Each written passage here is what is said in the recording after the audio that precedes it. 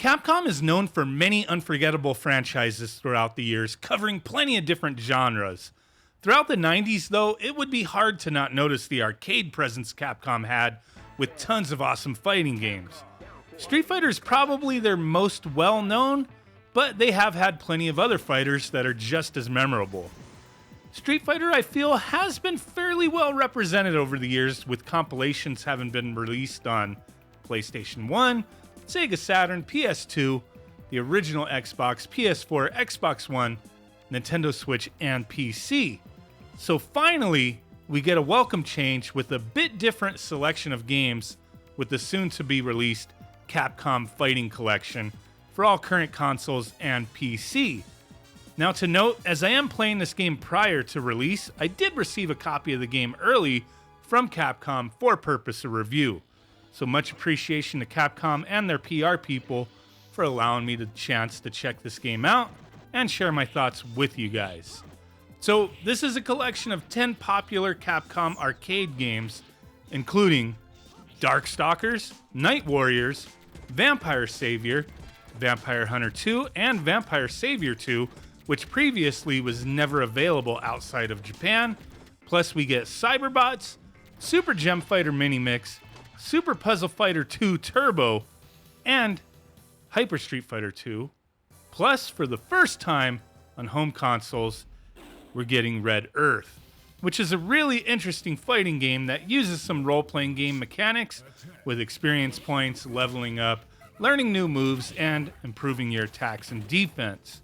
So, okay, that's the game list. Not all fighting games. We do have one puzzle game, but the characters are fighting each other, so I guess that kind of counts. But nice, half of the games are Darkstalkers games. Darkstalkers hasn't received quite as much love over the years as Street Fighter, so this is definitely a big deal for a lot of people. So this set of games isn't just your simple collection of ROMs thrown into a compilation. There is quite a bit more to it. Each of the games are the arcade versions, with some of them having bug fixes that were present in the original games. Stuff like maybe digits in the high score disappearing in the original. That stuff's been fixed. Some characters maybe not triggering an appropriate sound effect when they do a certain move. Stuff like that's been fixed. There's quite a few bug fixes that are in this collection that were present in the original game, so that's kind of cool.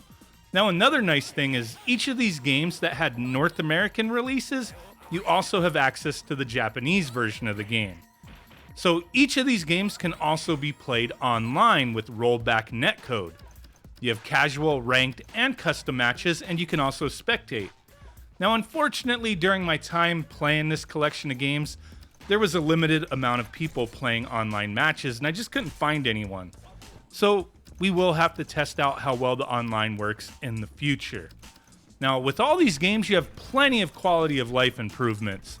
Obviously, you will have your basic controller configs, but on top of that, you can also map special moves and supers to a single button. Now, if you don't want to play against people online using one-button moves, you can turn them off in the online matchmaking so you don't play against those using those kind of settings. So that's a good thing. You also have access to essentially the dip switch settings for each game.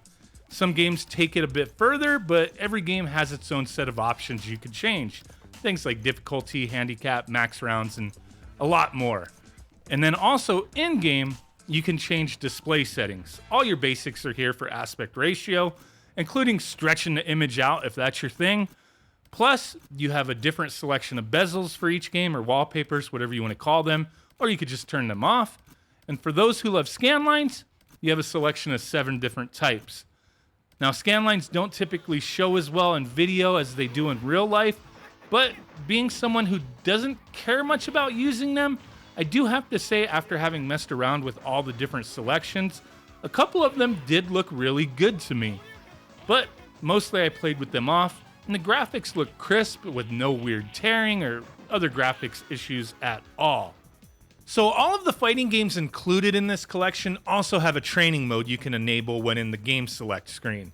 With training, you can practice moves and combos on a dummy opponent, or set some behaviors and other options to change things up during practice. Also, for every character in each of these games, you have access to move lists by accessing the in-game menu, These will show you the commands for all basic moves and supers.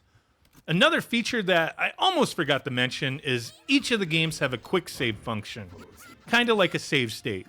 So if you play a single player game, get so far but have to put the game down for a bit, you can quick save and resume later. Another feature to keep you playing is the fighter awards, essentially achievements. These are challenges you have to accomplish in each game to unlock that award.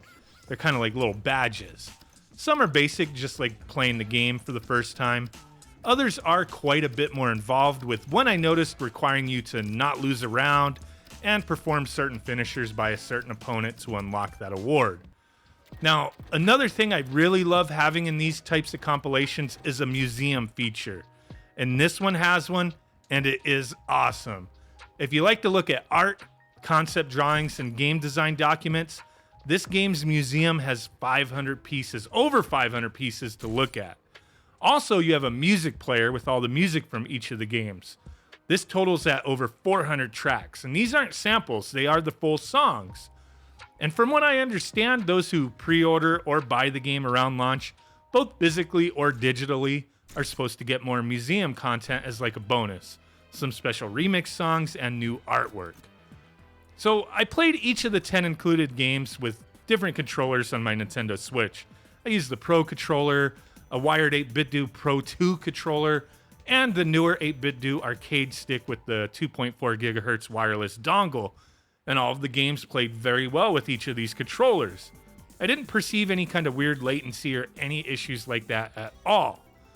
So overall, I really enjoyed playing this collection of arcade games, and it's one I'm still going to buy physically, despite having a digital copy that I received for review. The presentation is fairly nice, and while you do have a ton of options you can mess around with, nothing really seemed cluttered or out of place or hard to find at all. I definitely can recommend this one to fighting game fans and Capcom fans and those who enjoyed playing these games in the arcade in the 90s. It's awesome to have a collection of titles like these with all the improvements and features included, plus that online mode, which hopefully I can test out soon. Now, hopefully this game does well and Capcom sees a demand for more. I mean, I wouldn't mind seeing a collection of their 3D fighters in the future. Power Stone and Rival Schools could use some love too. Really do appreciate you guys. If you're interested in a physical copy, have a link down below. Thanks a ton. Catch you on the next one. Bye.